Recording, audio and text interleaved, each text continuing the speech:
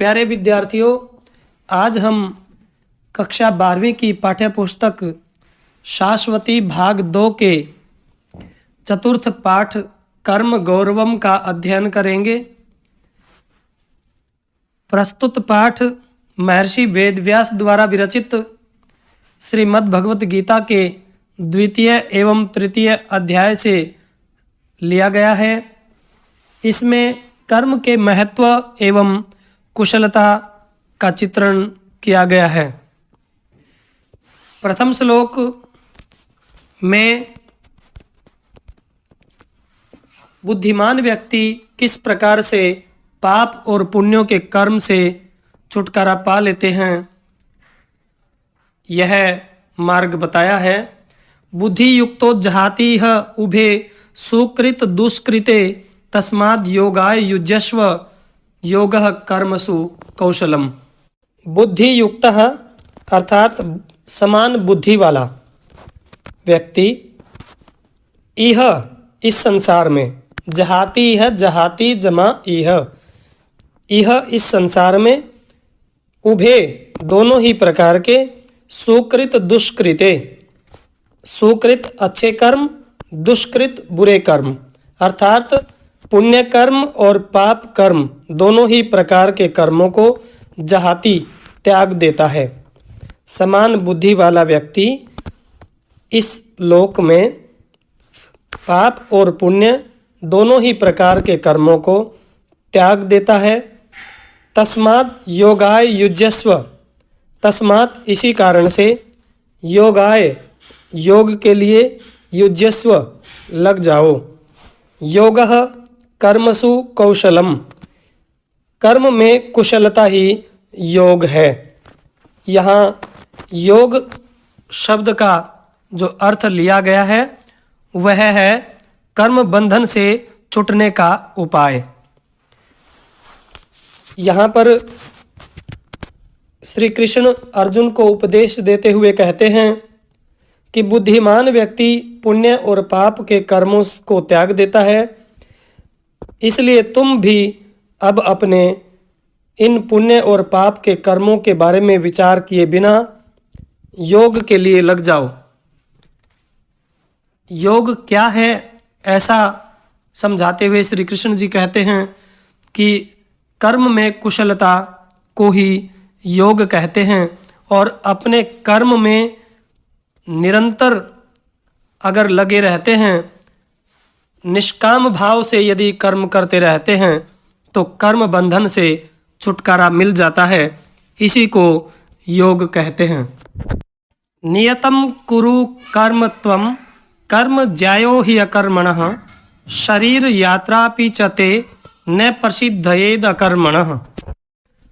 भगवान श्री कृष्ण जब अर्जुन को युद्ध करने के लिए प्रेरित कर रहे हैं तो कहते हैं कि तुम नियतम कर्म कुरु, हे अर्जुन तुम नियतम कर्म अर्थात नियत अर्थात यहाँ पर नियत शब्द का अर्थ है शास्त्र से विहित अर्थात शास्त्र द्वारा बताए गए मार्ग।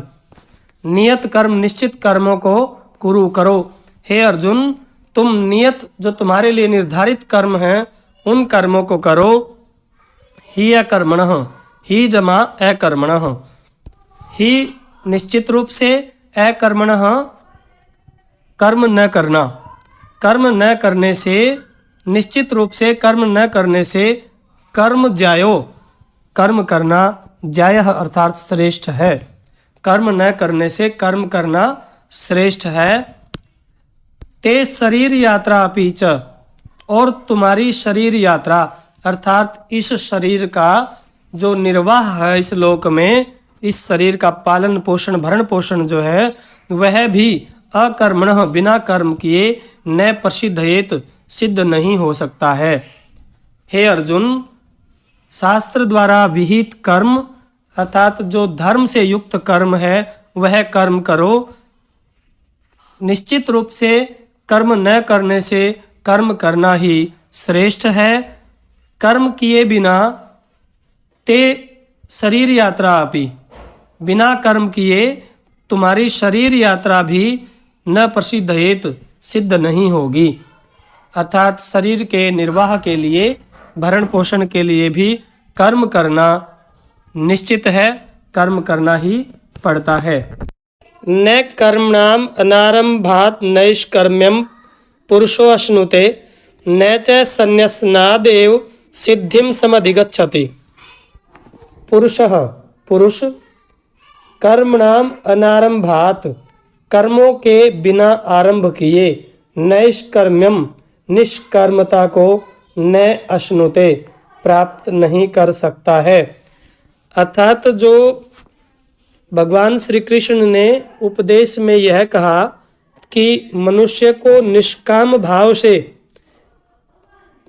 कर्म करते रहना चाहिए, तो यहाँ निष्कर्मता को कैसे प्राप्त किया जा सकता है या किस प्रकार का व्यक्ति निष्कर्मता को प्राप्त नहीं कर सकता, ऐसा इस श्लोक में दर्शाया गया है कि पुरुष कर्म के प्रारंभ किए बिना निष्कर्मता को प्राप्त नहीं हो सकता।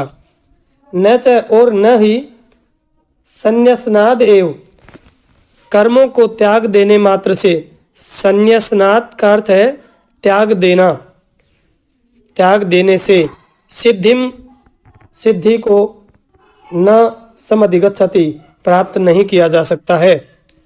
न तो कर्म के प्रारंभ किए बिना ही मनुष्य निष्कर्मता को प्राप्त कर सकता है और न ही कर्मों को पूर्ण रूप से त्याग देने के बाद मनुष्य सिद्धि को प्राप्त कर सकता। सिद्धि अर्थात मोक्ष, मोक्ष को, मुक्ति को प्राप्त कर सकता है। अर्थात मनुष्य को कर्म करते रहना ही पड़ेगा, क्योंकि कर्म करते हुए ही मनुष्य सिद्धि को प्राप्त कर सकता है और कर्म करते हुए ही मनुष्य निष्कर्मता को भी प्राप्त कर सकता है। न ही कश्चित् क्षणमपि जातो तिष्ठत्य अकर्म कृत, कार्यते ही अवसः कर्म सर्वः प्रकृतिजैर गुणैः।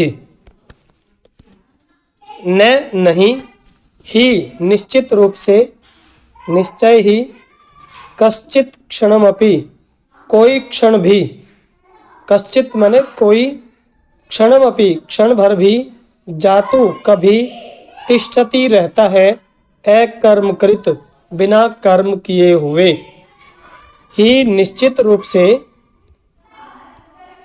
कश्चित् कोई, जातु कभी, क्षणमपि क्षण भर के लिए भी, अकर्मकृत न तिष्ठति बिना कर्म किए हुए नहीं रहता।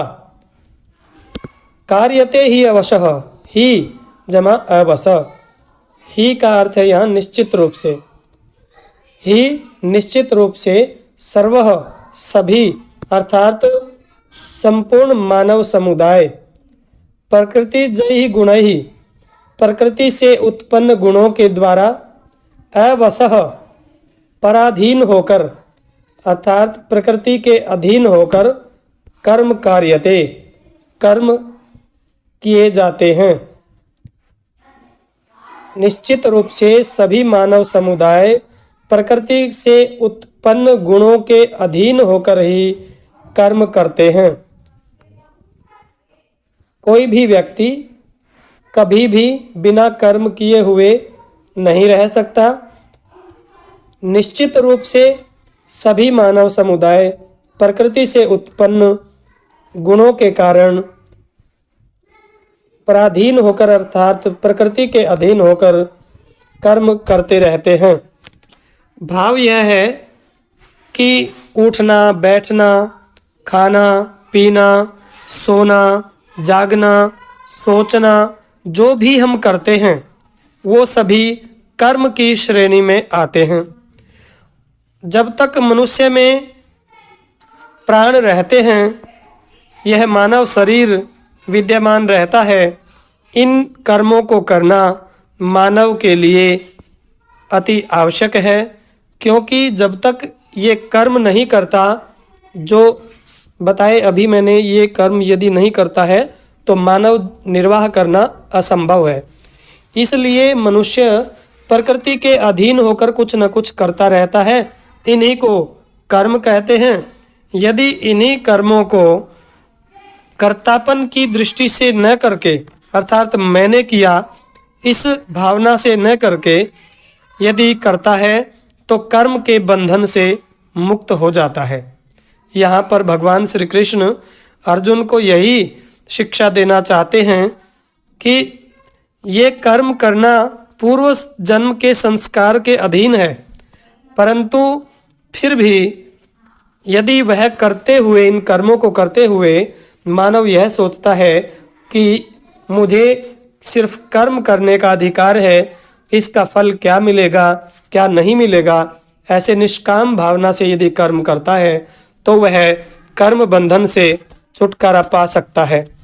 तस्मादसक्तः सततम कार्यम कर्म समाचर असक्तो ही आचरण कर्म परमाप्नोति पुरुषः। भगवान श्री कृष्ण कहते हैं कि मनुष्य को कर्म करना अति आवश्यक है, क्योंकि कर्म किए बिना मानव का जो शरीर है उसका निर्वाह भी नहीं हो सकता। उसी क्रम में भगवान कहते हैं कि तस्माद इसलिए सततम निरंतर लगातार असक्तः आसक्ति से रहित अर्थात लगाव से रहित कार्यम करने योग्य कर्म को समाचर करो। इसलिए निरंतर आसक्ति से रहित करने योग्य कर्म को ही करो। करने योग्य अर्थात शास्त्र द्वारा विहित कार्य को करने योग्य कार्य कर्म कहा गया है।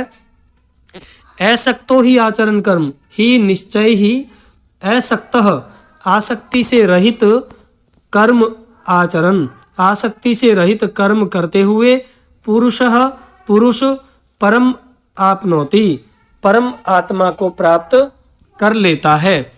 यदि किसी भी कार्य को करते हैं और फल की अगर हम लालसा करते हैं तो उस कार्य को कहते हैं कि आसक्ति से किया गया कार्य अर्थात लगाव से किया गया कार्य। लेकिन यदि परमात्मा की दृष्टि से यदि हम यह सोचते हैं कि जो कर्म करना हमारा धर्म है और फल परमात्मा को देना है, तो वह कार्य आसक्ति रहित कार्य बताया गया है। और इस श्लोक में भगवान श्री कृष्ण अर्जुन को यही कहते हैं कि तुम कोई भी कार्य करते हो तो आसक्ति रहित होकर कार्य करो। यदि कोई पुरुष कोई व्यक्ति लगाव से रहित कार्य करता है कर्म करता है तो वह लगाव रहित कर्म को करते हुए परमात्मा को प्राप्त कर लेता है। कर्मणैव हि संसिद्धिमास्थिता जनकादयः लोक संग्रहमेवापि संपश्यन् कर्तुमर्हसि। जनकादयः जनक आदि के द्वारा जनक आदि ने कर्मणा एव कर्मों से ही संसिद्धिम सफलता को आस्थिता प्राप्त किया था। ही निश्चित रूप से निश्चय ही जनक आदि ने कर्मों के द्वारा ही अपने आसक्ति रहित जो कर्म थे उन कर्मों के द्वारा ही सिद्धि को प्राप्त किया था। लोक संग्रह में एवं लोक संग्रह को ही संपश्यन अपि देखते हुए भी लोक संग्रह को देखते हुए भी कर्तुम रहसी तेरे द्वारा कर्म किए जाने चाहिए। हे अर्जुन, तुझे जो युद्ध करने से जो तुम मना कर रहे हो यह कर्म तेरे द्वारा करने योग्य नहीं है। जनक आदि ने भी कर्म किए तभी सफलता को प्राप्त किया, लेकिन तुम्हें भी लोक संग्रहम एवं लोक संग्रह को ही संपश्यन अपि देखते हुए ही कर्तुम रसी तेरे द्वारा कर्म किए जाने चाहिए। अर्थात लोक संग्रह क्या होता है कि सृष्टि का जो संचालन होता है, सृष्टि के संचालन में व्यवस्था बनाए रखने को लोक संग्रह कहते हैं। यदि कोई व्यक्ति कोई बड़ा व्यक्ति अर्थात बड़ा व्यक्ति कहने का तात्पर्य यहाँ पर है कोई विद्वान या कोई प्रसिद्ध व्यक्ति लोक संग्रह के अनुसार लोक व्यवहार के अनुसार यदि कार्य नहीं करता है तो जो उससे निम्न कोटि के जो लोग होते हैं वे लोग भी उन्हीं का अनुसरण करते हैं। इसलिए महान आत्माओं को लोक संग्रह को अर्थात समाज को ध्यान में रखते हुए ही कार्य करने चाहिए, ताकि दूसरे लोग भी उनका अनुसरण कर सकें। यद यद आचरति श्रेष्ठस्तदेवेतरो जनः स यत् प्रमाणं कुरुते लोकस्तदनुवर्तते। यद यद आचरति श्रेष्ठः, श्रेष्ठ व्यक्ति जैसा आचरण करता है।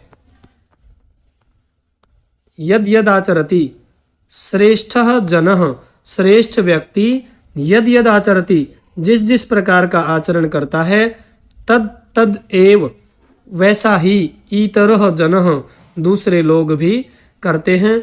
स यत् प्रमाणम कुरुते, वह श्रेष्ठ व्यक्ति जिसको प्रमाण मानता है। यत् प्रमाणम कुरुते, जिसको प्रमाण मानता है, जिस कार्य का वह अनुसरण करता है, लोकस तद अनुवर्तते, समाज भी, लोक अर्थात समाज भी तद अनुवर्तते, उसी महान व्यक्ति का अनुसरण करता है। इसलिए श्रेष्ठ व्यक्तियों के द्वारा अच्छी प्रकार से विचार करके ही आचरण किया जाना चाहिए, और क्योंकि पूरा समाज उन्हीं का अनुसरण करता है, इसलिए हे अर्जुन तुझे भी अब युद्ध करना चाहिए। यही समय की मांग है और यही उचित भी है। न बुद्धि भेदम जनयेद अज्ञानाम कर्म संगीनाम जोशयेत सर्वकर्माणि विद्वान युक्तः समाचरन्।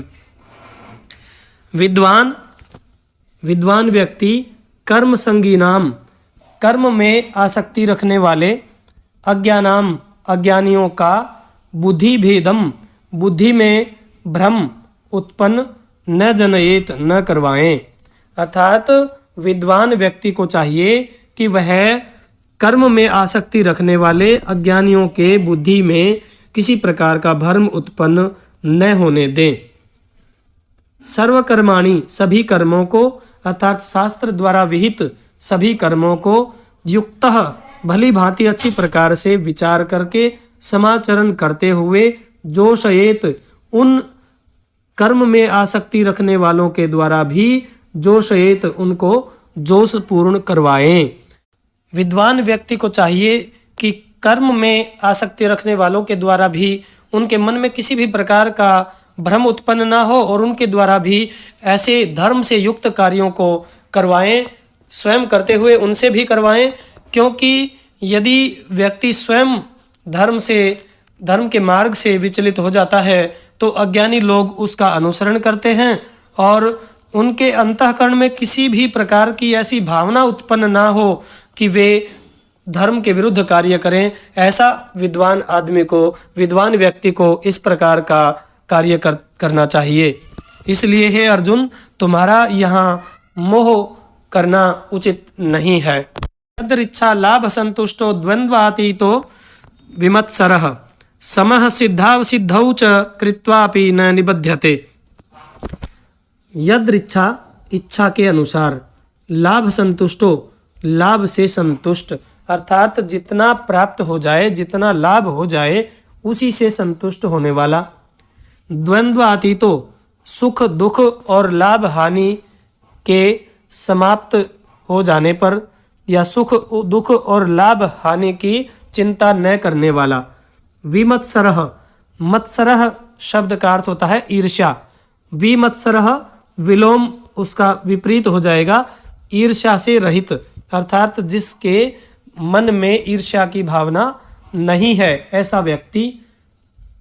सिद्धावसिद्धौ सफलता और असफलता में, सिद्धौ असिद्धौ, सिद्धि शब्द का अर्थ होता है सफलता।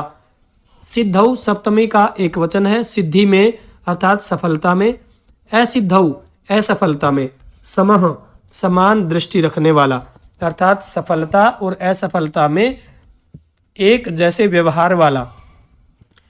कृत्वापि कर्मों को करते हुए भी, शास्त्र विहित कर्मों को करते हुए भी, न निबध्यते उन कर्मों से बंधता नहीं है।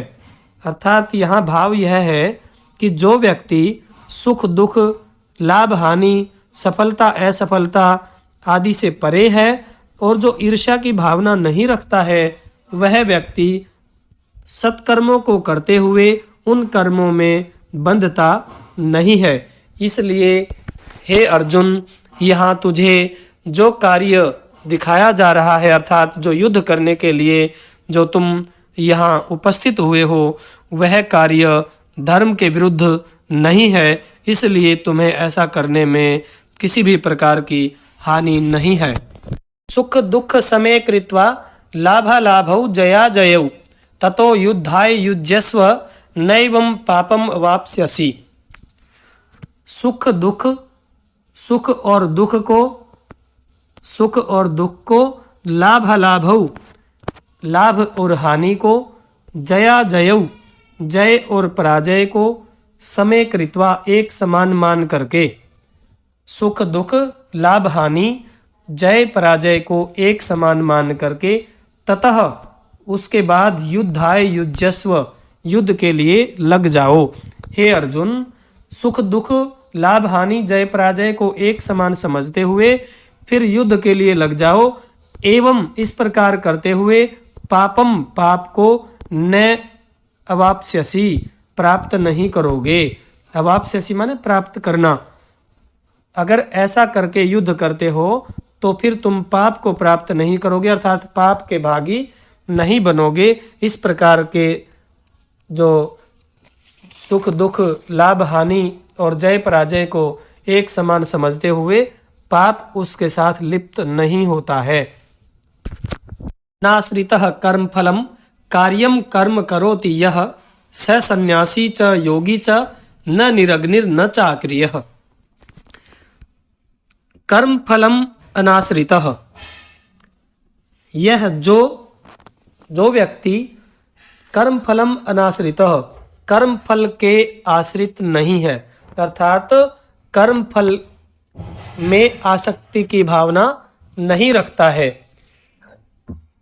कार्यम करने योग्य कर्म करोति कर्म करता है, अर्थात शास्त्र द्वारा विहित कर्मों को करता है। स सन्यासी वह सन्यासी होता है, स च योगी और वही योगी होता है। न निरग्निर न चाक्रिय, अग्नि को त्यागने वाला और क्रियाओं को त्यागने वाला योगी या सन्यासी नहीं हो सकता। अर्थात जो व्यक्ति कर्मफल के प्रति आसक्ति की भावना न रखते हुए करने योग्य कर्मों को करता है वही सन्यासी होता है और वही योगी होता है। अग्नि को त्यागने वाला और कर्मों को त्यागने वाला व्यक्ति योगी नहीं हो सकता। भाव यह है कि केवल वही व्यक्ति सन्यासी तथा योगी है जो कर्म के फल की इच्छा किए बिना करने योग्य सभी कर्मों को करता है।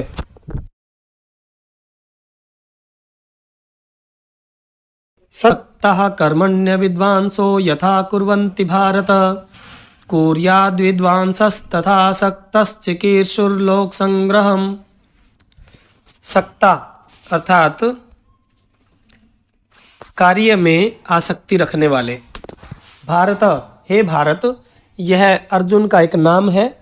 श्री कृष्ण जी अर्जुन को संबोधित करते हुए कहते हैं कि हे भारत, सक्तः कार्य में आसक्ति रखने वाले, कार्य में लगाव रखने वाले, अविद्वांसः अज्ञानी लोग, यथा जिस प्रकार से कर्मणि कर्मों को कुर्वन्ति करते हैं। हे अर्जुन, कार्यों में आसक्ति रखने वाले अज्ञानी लोग जिस प्रकार से कर्मों को करते हैं तथा उसी प्रकार से असक्तः कार्य में आसक्ति न रखने वाले विद्वान लोग लोक संग्रहम चिकीर्षु, लोक संग्रह अर्थात समाज की व्यवस्था को, सामंजस्य को बनाए रखने के, चिकीर्षु माने इच्छुक, समाज की व्यवस्था को बनाए रखने के इच्छुक विद्वान लोग कुर्यात करते हैं। अर्थात जिस प्रकार से अज्ञानी कार्यों में आसक्ति रखने वाले लोग कार्यों को करते हैं उसी प्रकार से विद्वान लोग भी लोक संग्रह को अर्थात समाज की व्यवस्था को बनाए रखने के इच्छुक कार्यों को करते हैं। यहाँ भाव यह है कि ज्ञानी तथा अज्ञानी दोनों प्रकार के व्यक्ति कर्म करते हैं। जहाँ अज्ञानी व्यक्ति स्वार्थ की भावना से कर्म करता है, वहीं ज्ञानी व्यक्ति लोक कल्याण की भावना से कर्म करता है। इसलिए श्री कृष्ण अर्जुन को उपदेश देते हुए कहते हैं कि तुम भी लोक कल्याण के लिए कर्म करो। कर्मण्येवाधिकारस्ते मा फलेषु कदाचन मा कर्मफल हेतुर्भुर्मा ते संगोऽस्त्व कर्मणि। भगवान श्री कृष्ण अर्जुन को कहते हैं कि हे अर्जुन, ते तुम्हारा कर्मणि एव कर्म में ही अधिकार है। हे अर्जुन, तुम्हारा कर्म में ही अधिकार है, तुम कर्म करो। फलेषु फलों में, कदाचन माँ फल में तुम्हारा अधिकार कभी नहीं है। कदाचन शब्द का अर्थ है कभी, माँ शब्द का अर्थ है नहीं। फल में तुम्हारा कभी अधिकार नहीं, अर्थात फल तुम्हारे अधीन नहीं है। कर्म फल हेतुर्भू, कर्म फल का हेतु अर्थात कर्म फल के प्रति चिंता माँ भू नहीं होनी चाहिए। तुम जो कर्म करते हो उसका फल क्या प्राप्त होगा क्या नहीं होगा, ऐसी चिंता तुम्हारे लिए अनुचित है। ते संगः तुम्हारा संग, तुम्हारा साथ, अकर्मणि अकर्मों में माँ अस्तु नहीं होना चाहिए। कि हे अर्जुन, ऐसा भी नहीं है कि फल अगर प्राप्त नहीं होगा तो तुम फल की इच्छा को ध्यान में रखते हुए कर्म नहीं करो, ऐसा भी नहीं होना चाहिए। अर्थात तुम्हें कर्म भी करते रहना चाहिए। इसका पूर्ण अर्थ है, भगवान श्री कृष्ण अर्जुन को कहते हैं कि हे अर्जुन, कर्म में ही तुम्हारा अधिकार है, फल तुम्हारे अधीन नहीं है, फल में तुम्हारा अधिकार नहीं है। कर्म के फल की इच्छा मत करो और तुम अकर्म का संग भी न रहो, अर्थात अकर्म में भी तुम्हारा साथ न रहे। भाव यह है कि मनुष्य का अधिकार है केवल कर्म करना, कर्म का फल उसके अधीन नहीं है। इसलिए यदि मनुष्य यह सोचे कि मैं कर्म का फल मुझे नहीं मिलना, तो ऐसा सोचना भी अनुचित है, और ऐसा सोचकर यदि वह कर्म नहीं करता तो वह भी उचित नहीं है। अर्थात कर्म करते रहना चाहिए।